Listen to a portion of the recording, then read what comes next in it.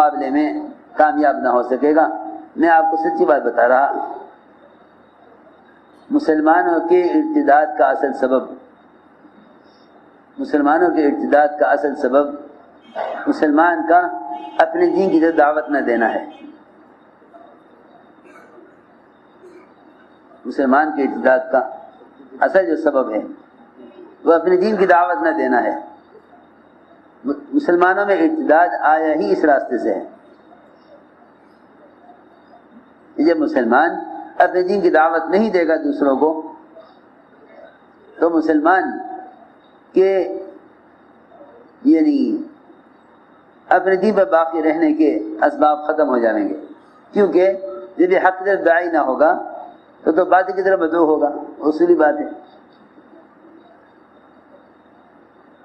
میں ایک آسان سی مثال دے کر عرض کرتا ہوں۔ آپ اپنے گھر میں سارے محلے والوں کو دعوت دیں، اپنے گھر میں محلے والوں کو سب کو دعوت، بھئی آج میرے گھر میں سب کی دعوت ہے۔ آپ بتائیے، آپ اس دن کسی بڑے سے بڑے آدمی کی دعوت قبول کر سکتے ہیں؟ نہیں، میرے گھر میں تو خود دعوت ہے، میں تو اپنے گھر میں سب کو مدعو کیے ہوئے ہوں، مجھے اپنے مہمانوں کو سنبھالنا ہے، میں نہیں آ سکتا۔ کوئی وزیر بھی یہ کہے کہ نہیں آج میرے ہاں دعوت تمہاری، تم کہو گے نہیں، میرے گھر میں مہمان آ رہے ہیں، میں لوگوں کو اپنے ہاں دعوت دے رہا ہوں، میں آپ کی دعوت قبول نہیں کر سکتا کسی قیمت پر نہیں۔ چاہے وزیر بلائے، چاہے کوئی بڑا مالدار بلائے، آج یہ کہیں گے نہیں، معذرت ہے، میں نہیں آ سکتا، کیونکہ میں خود اپنے گھر میں دوسروں کو دعوت دیے ہوئے ہوں۔ بس آسان بات ہے یہ، جو شخص خود اپنے دین کی طرف داعی ہوگا وہ باطل کی دعوت کو قبول نہیں کرے گا۔ اور بات یہ بھی یاد رکھو کہ باطل بھی مسلمان کو اپنی طرف بلانے کی ضرورت جب کرتا ہے جب کوئی اپنے دین کی دعوت سے بیٹھ جاتا ہے۔ حضرت کعب بن مالک رضی اللہ تعالیٰ عنہ تبوک جانے سے رہ گئے، سارے غزوات میں شریک ہوئے، تبوک نہیں گئے۔ غسان بادشاہ کو پتہ چلا کہ انہوں نے اپنے ساتھی کے ساتھ یہ معاملہ کیا ہوا ہے کہ سب ان سے ناراض ہیں، کوئی ان سے بات سلام کلام نہیں کرتا۔ تو غسان بادشاہ کو خیال آیا یہ اچھا موقع ہے انہیں اپنی طرف لانے کا۔ اسے ریشم کے کپڑے میں خط،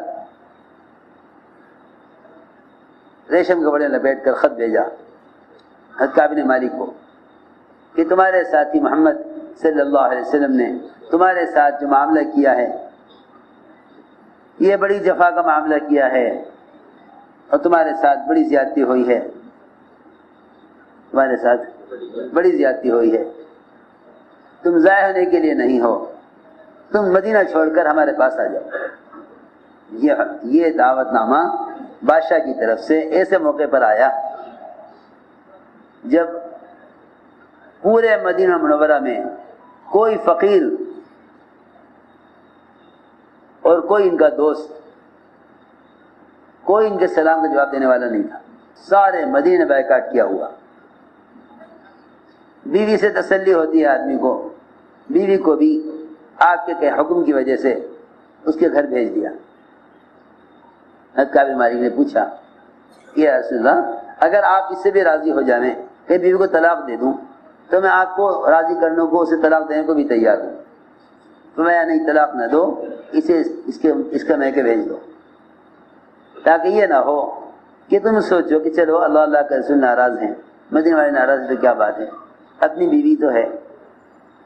گھر میں آدمی باہر سے آوے تھکا ہوا غمگین تو بیوی کو دیکھ کے سکون ہو جاتا ہے۔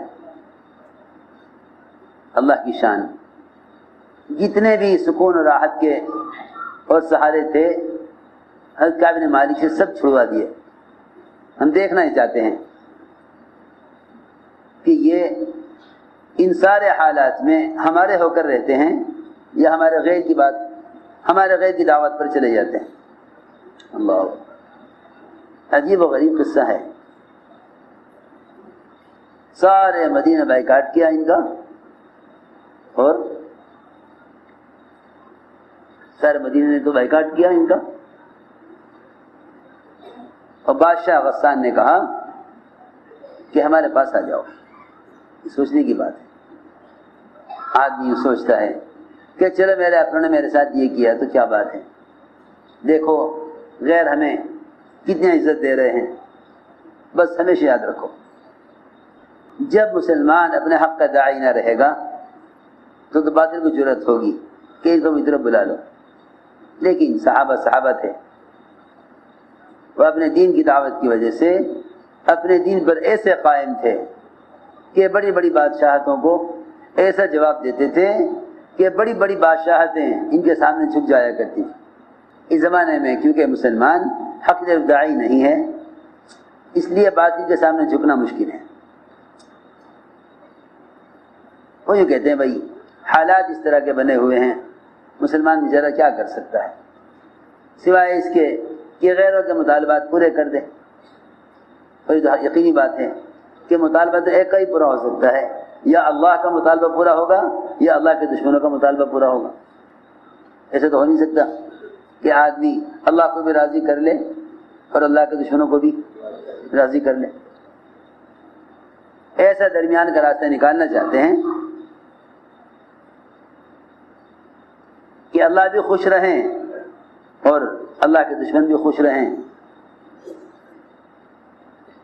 تو میں نے عرض کیا، حضرت کعب بن مالک کو اس وقت بادشاہ غسان کا خط آیا جب اس نے دیکھا کہ ان کے ساتھی ان کو تنہا کر دیا ہے۔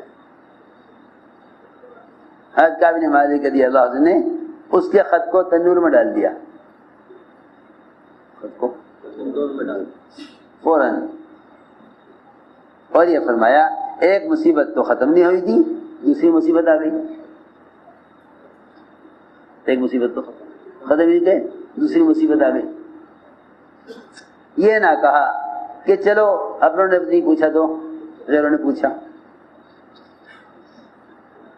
میں یہ عرض کرنا چاہتا تھا کہ جب مسلمان اپنے دین کا داعی نہ رہے گا، یا تو مستقل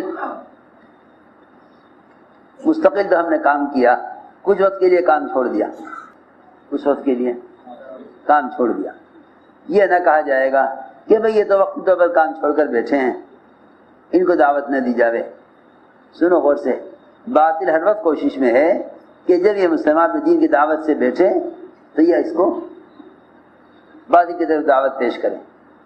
میں نے مثال دے کر اسی لیے سمجھایا تھا کہ جو آدمی اپنے گھر میں دوسروں کو دعوت دے رہا ہے وہ کسی دوسرے کی دعوت قبول نہیں کرے گا۔ آسان بات، بہت آسان بات کہ تم روزانہ دعوت دینے کو معمول بنا لو تو روزانہ باطل کی دعوت سے بچے رہو گے۔ ہم سمجھتے تھے یہ اس امت کی خاصیت ہے، یا تو یہ داعی بن کر رہے گی یا مدعو بن کر، یا تو یہ داعی بن کر رہے گی یا مدعو بن کر۔ اس امت کی دین پر نصرت اللہ کی طرف سے، وہ دین کی دعوت پر ہے، وہ دین کی دعوت پر ہے۔ اس لیے میرے دوستو عزیزو، صحابہ کرام ایسا سخت جواب دیتے تھے بڑی بڑی بادشاہتوں کو۔ روم میں کام کر رہی تھی جماعت عبداللہ بن حذافہ کی، کیونکہ کیا بتاؤں آپ حضرات کو، اس زمانے میں سب سے بڑی غلطی جو امت سے ہو رہی اجتماعی طور پر، وہ اللہ کے راستے کی نقل و حرکت سے ہٹ کر دعوت کو تصور کر رہے ہیں۔ اللہ کے راستے کی خروج اور نقل و حرکت سے ہٹ کر دعوت کو تصور کر رہے ہیں۔ سنو ذری بات. ان کا کہنا یہ ہے کہ خروج اور نقل و حرکت یہ تو دور صحابہ کی دعوت کا طریقہ ہے. یہ تو دور صحابہ کی دعوت کا طریقہ ہے. ہر زمانے میں دعوت کا طریقہ اس زمانے کے اعتبار سے ہوگا. اس زمانے میں مسلمان خروج اور نقل و حرکت کے بغیر دعوت کو تصور کیے ہوئے ہیں. تم میری بات توجہ سے نہیں سن رہے. خروج اور